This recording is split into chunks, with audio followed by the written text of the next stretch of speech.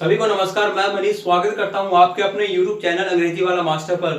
आज हम बात करेंगे कि इन्फिनेटिव का पैसिव वॉइस के अंदर हम किस तरह से यूज करते हैं। देखिए, सबसे पहले तो हम ये जानेंगे कि इन्फिनेटिव क्या होता है। तो देखिए, मैं एग्जांपल से आपको अच्छे से क्लियर कर पाऊंगा कि इन्फिनेटिव क्या है। देखिए कि जैसे मैं यहां लिखता हूं कि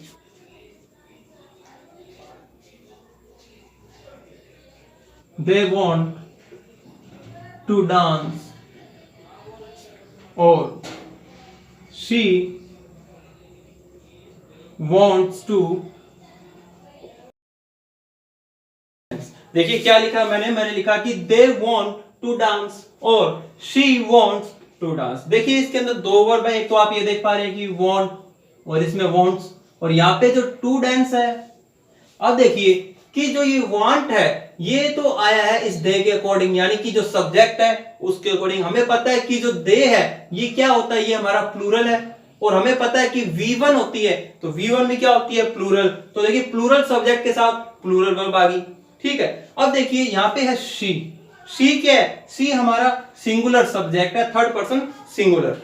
इतनी बात समझ में आई। और हमें पता है कि जब वर्ब की फर्स्ट फॉर्म के साथ एस ई एस या आई एस लग जाता है तब वो हमारी फर्स्ट फॉर्म फिफ्थ फॉर्म बन जाती है, और उसे हम बोलते हैं सिंगुलर वर्ब। क्या बोलते हैं, singular verb, present singular verb. तो देखिए यहाँ पे ये वर्ब है सिंगुलर, ये इस सब्जेक्ट के अनुसार आ रही है। देखिए यहाँ पे वांट था, यहाँ पे वांट्स बन गया। कैसे बना कि जैसे ही सब्जेक्ट चेंज हुआ, सब्जेक्ट का नंबर, सब्जेक्ट का पर्सन चेंज हुआ, तो देखिए वर्ब ने अपना रूप बदल दिया। ठीक है, लेकिन इस सेंटेंस के अंदर एक ऐसी वर्ब है वो प्लूरल सब्जेक्ट के साथ भी वैसी थी और सिंगुलर सब्जेक्ट के साथ ही वैसी है। तो देखिए यहाँ पे जो मैंने लिखा है टू डांस, इस पर इस सब्जेक्ट का ना कुछ प्रभाव पड़ा, और जब ये दे शी में कन्वर्ट हो गया तो जो मेन वर्ब थी इस पे तो प्रभाव पड़ा, ये वांट से वांट्स हो गई। लेकिन ये टू डांस, यहाँ पे टू डांस था और यहाँ पे भी क्या है, टू डांस है। तो इसी वर्ब को हम बोल देते हैं इन्फिनेटिव। इतनी बात समझ आई। ये नॉन फाइनाइट जो वर्ब होती है उसकी आगे तीन कैटेगरी होती है, तो उसी में से ये एक है। जब मैं आपको वर्ब कराऊंगा तब मैं इसे और ज्यादा डीपली आपको बताऊंगा। फिलहाल हम एक्टिव से पैसिव कैसे करेंगे ये सीखिए, ये हमारे लिए ज्यादा जरूरी है। देखिए कि हमें इन्फिनेटिव के अंदर क्या मिलेगा, इस चीज को समझते हैं। हमें देखिए एक्टिव के अंदर मिलेगा सब्जेक्ट, और सब्जेक्ट के बाद हमें मिलेगी हेल्पिंग वर्ब। हेल्पिंग वर्ब हो सकती है is am are, has have. अगर प्रेजेंट है तो इनमें से कुछ एक होगी, अगर पास्ट है तो वॉज वर हैड। इन तीनों में से एक होगी। वो सेंटेंस के नेचर पे डिपेंड करता है सेंटेंस क्या है। ठीक है, मेन क्या चीज है, मेन देखिए हमें हेल्पिंग वर्ब के जस्ट बाद क्या मिलेगा, टू, और टू के बाद मिलेगा हमें V1। बात समझ आई। Subject helping verb, helping verb के जस्ट बाद मिलेगा हमें टू, और टू के साथ हमें क्या मिलेगा, V1। यही हमारा इन्फिनेटिव है। बात समझ आई। अब इसे हम एक्टिव से पैसिव बनाएंगे तो क्या करेंगे, देखिए हमें पता है कि वर्ब के बाद तो होगा ऑब्जेक्ट, लाजमी सी बात है। ठीक है, हमने क्या करना है, एक्टिव से पैसिव बनाएंगे तो हमें पता है कि हमारा पैसिव स्टार्ट होगा ऑब्जेक्ट से। तो हमने क्या किया, ऑब्जेक्ट रख देना। ऑब्जेक्ट के बाद हमें चाहिए हेल्पिंग वर्ब। हेल्पिंग वर्ब यहाँ पे एक होगी, वो हमने हेल्पिंग वर्ब यहाँ पे रख देनी है। अब हमारे सब्जेक्ट के हिसाब से, हमारा सब्जेक्ट क्या है। ठीक है, उसके बाद क्या करेंगे, हमने जो ये टू था इस टू को एज इट यहाँ पे रख दिया है, और टू के बाद हमने अपनी तरफ से बी लगाना है। क्या लगाना है, बी, क्योंकि हमें पता है कि टू के साथ तो V1 आएगी, लेकिन हमें पैसिव में V3 चाहिए। तो टू को तो हमने बी लगा के क्या किया, फर्स्ट फॉर्म दे दी। और पैसिव में हमें क्या लगानी है, यहाँ पे सॉरी मैं लिख देता हूं, पैसिव में हमें V3 लगानी है, और V3 के बाद हमारा बाय प्लस सब्जेक्ट आ जाएगा। बात समझ क्या बनेगी स्ट्रक्चर हमारी, object plus helping verb plus to be plus V3 plus by plus subject. Example देखिए, एग्जांपल से ज्यादा क्लियर होगा ये। देखिए यहाँ पे मैंने एक एग्जांपल ले रखा है एक्टिव वॉइस का। देखिए शी क्या है, सी हमें पता है सब्जेक्ट है, ये हमारी HV, ये हमारी इन्फिनेटिव आ गई, वर्ब भी मान लीजिए आप इसे, और ये हमारा ऑब्जेक्ट आ गया। तो हमें क्या करना है, हमें सबसे पहले ऑब्जेक्ट चाहिए, ऑब्जेक्ट ये रहा। अब इस मी को जब हम सब्जेक्ट बनाएंगे तब क्या बन जाएगा, ये आई। अब देखिए, अब चाहिए हमें हेल्पिंग वर्ब। इसके अंदर हेल्पिंग वर्ब है, हाँ ये है ना, इज। देखिए यहाँ पे ये इज तो आया है सी के अकॉर्डिंग, लेकिन अब हमें क्या करना पड़ेगा, हमें हेल्पिंग वर्ब चाहिए आई के अकॉर्डिंग, और हमें पता है आई के साथ इज तो आता नहीं है, क्योंकि आई के साथ क्या आता है, एम आता है। तो हम यहाँ पे क्या करेंगे, एम लिख देंगे। अब हम क्या करेंगे, अब हमें टू भी लगाना है, लगा दीजिए। टू बी के बाद हमें लगानी है V3। तो देखिए सबसे पहले V क्या है, V है हैव। जब इसकी हम थर्ड फॉर्म बनाएंगे तो हमें इसके साथ ed ऐड करना पड़ेगा, तो हमारी मेन वर्ब क्या बन जाएगी, हैव। अब क्या करेंगे, वही बाय, बाय लगा दीजिए, और बाय के बाद सब्जेक्ट, सब्जेक्ट क्या है, शी। अब ये शी यहां पे आएगा तो क्या बन जाएगा, हर बन जाएगा। क्या बन जाएगा, हर। तो देखिए हमारा पैसिव वॉइस क्या बना, ये हमारा एक्टिव वॉइस है और ये पैसिव वॉइस है। क्या बना कि I am to be help by her. क्या बना, I am to be help by her. देखिए क्या था हमारा, ऑब्जेक्ट मी था, मी को जब सब्जेक्ट बनाया तो आई बन गया, और आई के अकॉर्डिंग यहाँ पे एम आ गया। ठीक है, इसके बाद क्या किया हमने, टू बी ऐड कर दिया, ये देखिए। इसके बाद V3 हमें चाहिए थी, V क्या थी हमारे पास, V1 थी हमारे पास हेल्प, और हेल्प को हमने थर्ड फॉर्म में कन्वर्ट कर दिया तो बन गया हेल्प। बाय हमें पता है पैसिव में लगाते हैं, तो हमने बाय अपनी तरफ से लगा के जो हमारा सब्जेक्ट था एक्टिव वॉइस का उसे ऑब्जेक्ट बना दिया, ये हमारा एजेंट बन गया। इतनी बात समझ आई। अब देखिए आगे, she has to help them. अब देखिए शी हमारा सब्जेक्ट है, ये हमारी HV होगी, ये हमारी वर्ब और ये ऑब्जेक्ट। हमें क्या करना है, एक्टिव का जो ऑब्जेक्ट है, एक्टिव वॉइस का जो ऑब्जेक्ट है, इसे हम सब्जेक्ट बना देंगे। तो क्या लिखेंगे, देम को जब हम सब्जेक्ट बनाएंगे तो ये बन जाएगा दे। अब देखिए, अब हमें चाहिए हेल्पिंग वर्ब। एक्टिव वॉइस के अंदर हेल्पिंग वर्ब क्या है, हैज। क्या है, हैज। ठीक है, लेकिन ये हैज था शी के अकॉर्डिंग, और हमें पता है कि आई, वी, यू और एनी प्लूरल नाउन के साथ क्या आता है, हैव। तो हम यहाँ पे क्या लिखेंगे, हैव। पार्ट 1 था, उसके अंदर मैं ये अच्छे से क्लियर कर चुका हूं कि किस तरीके से हेल्पिंग वर्ब आती है और किस तरीके से वर्ब चेंज होती है। अगर अब तक आपने पैसिव की मैंने 2 वीडियो बनाई है वो नहीं देखी है, तो इस वीडियो को देखने के बाद आप वो 2 वीडियो जरूर देखिएगा, ताकि आपका कंसेप्ट अच्छे से क्लियर होगा। क्योंकि कंसेप्ट अच्छे से क्लियर होगा तभी हम एग्जाम को क्रैक कर पाएंगे। ठीक है, और हमें क्वेश्चन सही करना है।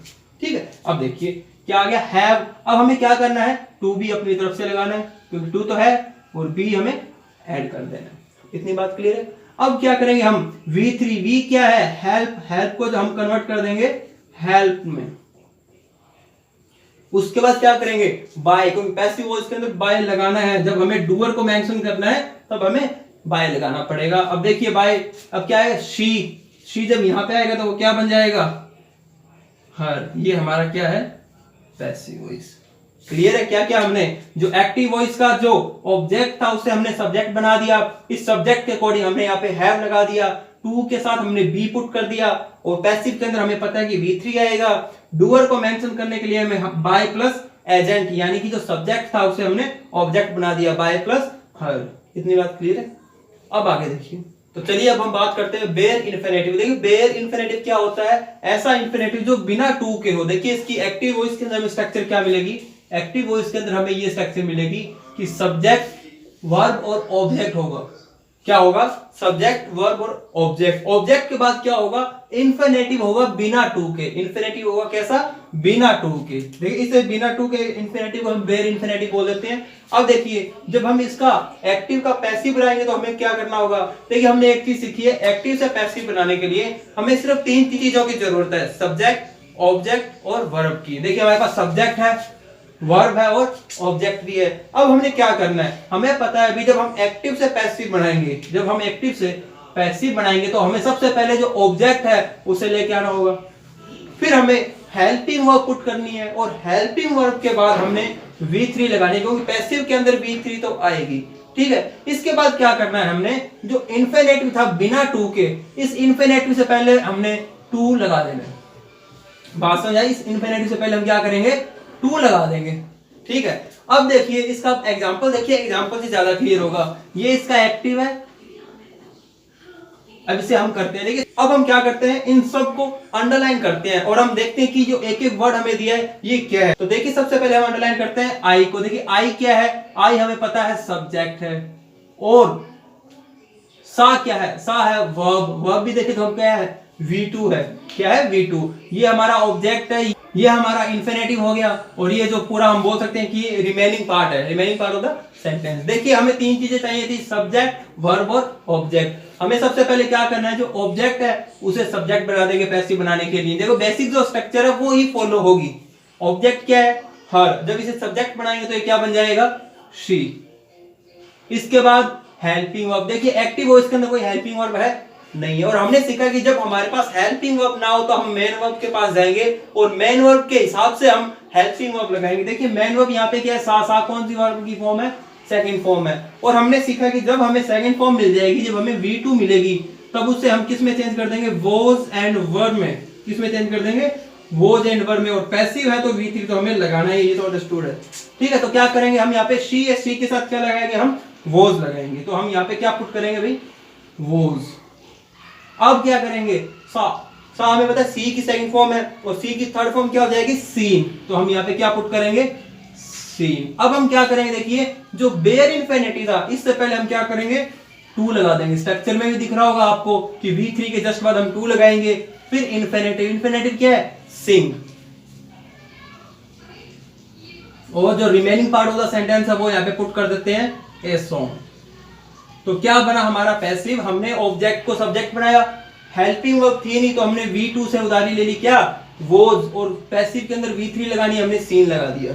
ठीक है, इसके बाद क्या करना, टू स्ट्रक्चर के अंदर था, टू हमने लगा दिया, और फिर इन्फिनिटिव, इन्फिनिटिव यहाँ पे थी सिंग, तो हमने सिंग लगा दिया। इसके बाद जो भी remaining part of the sentence था वो हमने यहाँ पे पुट कर दिया। अगला एग्जांपल देखिए दोबारा। अब देखिए इसके अंदर आई हमें पता है सब्जेक्ट है, फाउंड वर्ब है, ये हमारा हिम जो है ऑब्जेक्ट है, ये हमारा इन्फिनिटिव है, और ये remaining part of the sentence है। तो हमें पता है सबसे पहले हमें क्या लगाना है, ऑब्जेक्ट। ऑब्जेक्ट क्या है, हिम। इस हिम को जब हम वर्ब से पहले लेके आएंगे, इसे हम सब्जेक्ट बनाएंगे, तो ये क्या बन जाएगा, ये बन जाएगा ही। देखिए ये मैंने प्रोनाउन चार्ट के अंदर अच्छे से बताया मैंने आप सब लोगों को।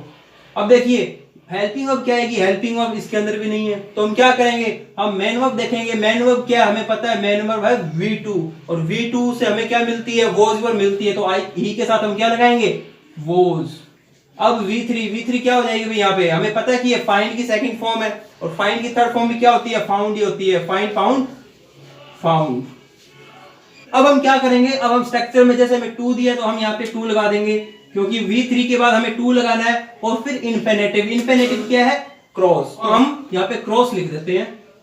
देखिए टू क्यों लगाते हैं, क्योंकि जो एक्टिव वॉइस होता है इसके अंदर क्या होता है कि जो टू होता है वो छिपा हुआ होता है, और यहाँ पे हम क्या सीधा इसे शो कर देते हैं। इतनी बात समझ आ रही है। अब हम क्या करेंगे, remaining part of the sentence the role, इसे हम लिख देंगे एज इट। क्या किया हम लोगों ने, जो ऑब्जेक्ट था इसे सब्जेक्ट बना दिया, हेल्पिंग वर्ब रख दी क्योंकि V2 थी, V2 से हमें वॉज वर्ब मिलता है, अभी मैंने आपको बताया था। फिर हमने V3 लिख दी, V3 के बाद टू हमारी स्ट्रक्चर में था, हमने टू लगा दिया, फिर इन्फिनिटिव, फिर जो बचा हुआ पार्ट था वो लिख के लास्ट में फुल स्टॉप लगा दिया। मुझे उम्मीद है कि इस वीडियो में जो भी मैंने आप लोगों को बताया वो आपको समझ में आया होगा। इस वीडियो को लाइक कीजिएगा, चैनल को सब्सक्राइब कीजिएगा। Keep sharing, keep supporting. Thank you.